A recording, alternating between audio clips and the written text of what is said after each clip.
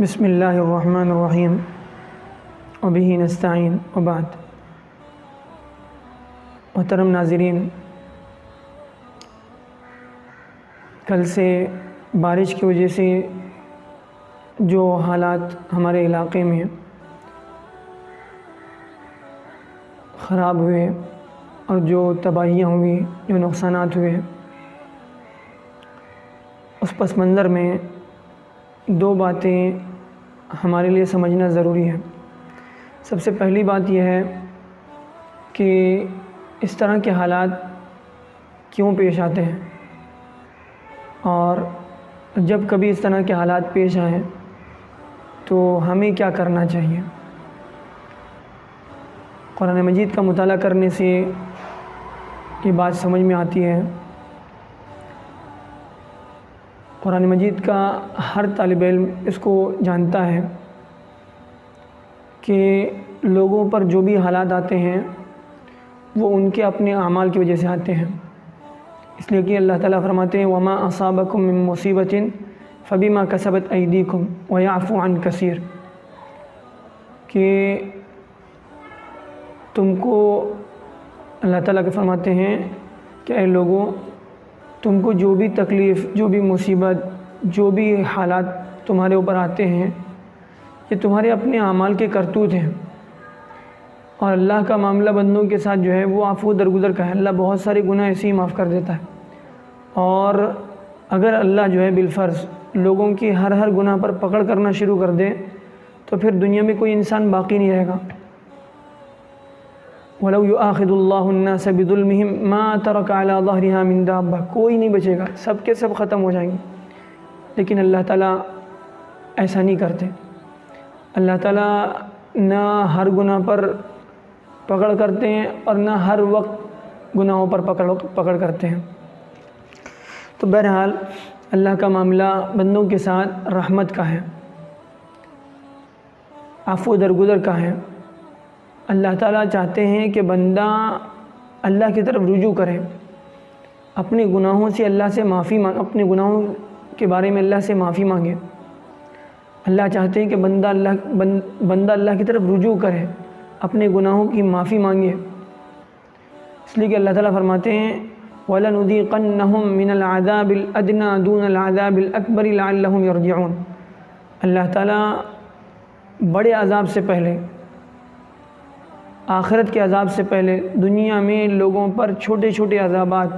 چھوٹے چھوٹے حالات، آزمائشیں اللہ تعالیٰ وقتاً فوقتاً لاتے رہتے ہیں، تاکہ اس کے ذریعے سے بندہ جو ہے ہوش میں آ جائے، اپنے اعمال کا محاسبہ کرے، اللہ کی طرف رجوع کرے، اللہ کو منانے کی کوشش کرے، قبل اس کے کہ اس کے ہاتھ سے وقت نکل جائے، اس سے پہلے وہ اللہ کو منا لے۔ اس کے لیے اللہ تعالیٰ حالات لاتے ہیں۔ اب ان حالات میں جب کبھی اس طرح کے حالات پیدا ہوں تو جو لوگ اس سے متاثر ہوتے ہیں، جن کے یہاں تباہی ہوتی ہے، جن کو مالی نقصان پہنچتا ہے، جانی نقصان پہنچتا ہے، تو ان کے لیے بڑی آزمائش کا وقت ہوتا ہے۔ تو اس وقت جس پر یہ حالات، اگر آج یہ حالات جس پر ہیں، ان کی اپنی ذمہ داری کیا ہے؟ سب سے پہلے ان کی ذمہ داری یہ ہے کہ وہ صبر کریں، اس لیے کہ صبر پر اللہ کے بڑے وعدے ہیں، اور اللہ تعالیٰ نے ایمان والوں سے اس بات کا مطالبہ کیا کہ اے ایمان والو،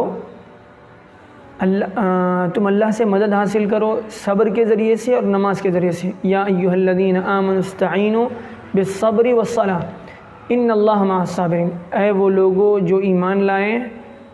اللہ کی مدد حاصل کرو صبر کے ذریعے سے اور نماز کے ذریعے سے، اور اللہ تعالیٰ صبر کرنے والوں کے ساتھ ہے۔ صبر کرنے پر اللہ کے بڑے وعدے ہیں، صبر کرنے والوں کے لیے اللہ کی طرف سے بڑی بشارتیں ہیں۔ اور پھر جو صبر کرنے والے ہوتے ہیں وہ اللہ کی طرف سے جو بھی حالات آئیں، جس طرح کے بھی جو ہے مسائل ان پر آئیں، تو وہ کیا کرتے ہیں مصیبت کے وقت میں؟ الذین اذا اصابتہم مصیبۃ قالوا انا للہ و انا الیہ راجعون، جب ان پر حالات آتے ہیں وہ انا للہ پڑھتے ہیں، انا للہ و انا الیہ راجعون کہتے ہیں کہ ہم سب اللہ کے ہیں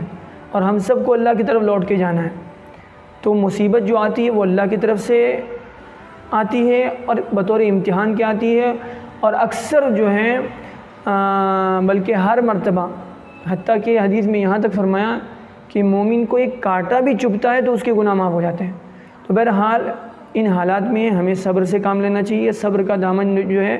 اپنے ہاتھ سے چھوٹنے نہ دیں۔ اور دوسری چیز، ہمیں نماز کے ذریعے سے بھی اللہ کی مدد حاصل کرنا چاہیے۔ حالات میں اللہ کی طرف رجوع کرنے کے لیے سب سے بڑا ذریعہ جو اگر ہمارے پاس کچھ ہے، صبر اور پھر اس کے بعد نماز، اس لیے کہ اللہ تعالیٰ فرماتے ہیں نستعینوا بالصبر والصلاۃ، صبر اور نماز۔ اچھا، اس کے علاوہ جو ہے صدقہ خیرات بھی کریں، اس لیے کہ حدیث میں آتا ہے کہ صدقہ کرنے سے جو ہے اللہ کا غصہ ٹھنڈا ہوتا ہے اور اللہ تعالیٰ بری موت سے بچاتے ہیں۔ الصدقۃ تطفئ غضب الرب وتدفع میتۃ السوء۔ اور اس کے علاوہ جو ہے سب سے اہم کام یہ کرنا ہے کہ ہم لوگ استغفار کریں، اللہ سے معافی تلافی کریں، اپنے گناہوں کی بخشش مانگیں۔ وما كان الله ليعذبهم وانت فيهم وما كان الله معذبهم وهم يستغفرون۔ ایک تو اللہ کے نبی صلی اللہ علیہ وسلم کی اگر موجودگی ہے، اللہ کے نبی صلی اللہ علیہ وسلم جو ہے جب تک امت میں موجود ہیں، امت کو اللہ تعالیٰ عذاب نہیں۔ آپ صلی اللہ علیہ وسلم کی وفات کے بعد جو دوسرا آسان ذریعہ ہے اللہ کے عذاب سے بچنے کا، وہ ہے استغفار۔ پھر اس کے بعد اللہ کے نبی صلی اللہ علیہ وسلم کی وفات کے بعد ایک ذریعہ امت کے پاس ہے کہ جس سے وہ اللہ کے عذاب سے بچ سکتی ہے، وہ ہے استغفار،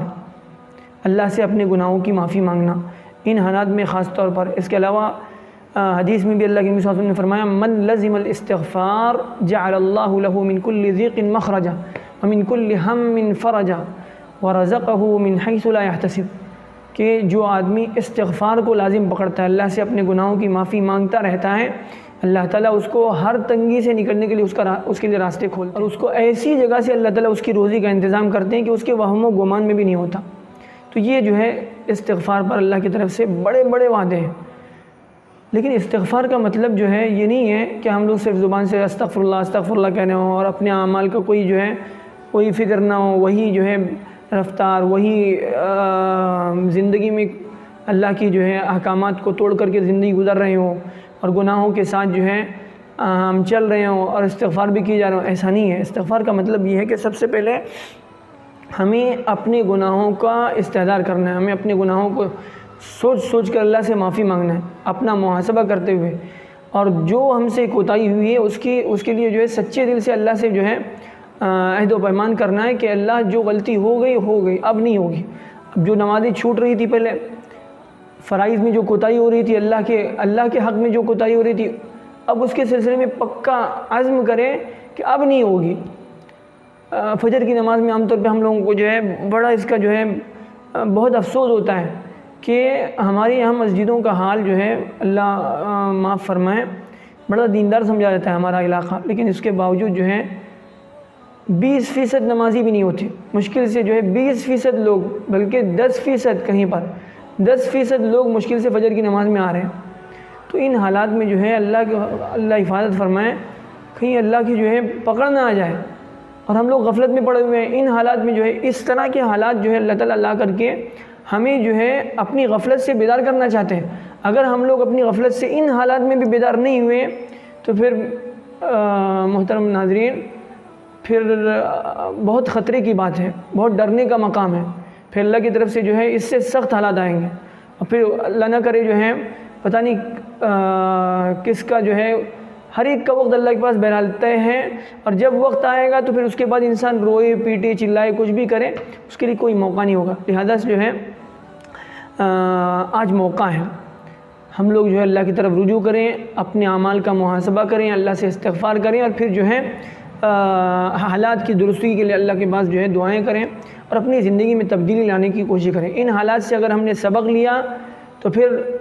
یقین مانیے کہ پھر جو ہے آنے والے حالات اللہ تعالیٰ جو ہے بہتر سے بہتر ہمارے حالات اللہ تعالیٰ بنانے والے ہیں۔ اللہ تعالیٰ جو ہے ہمیں ان باتوں کو سمجھنے کی اور عمل کرنے کی توفیق عطا فرمائے۔ والسلام علیکم ورحمۃ اللہ وبرکاتہ۔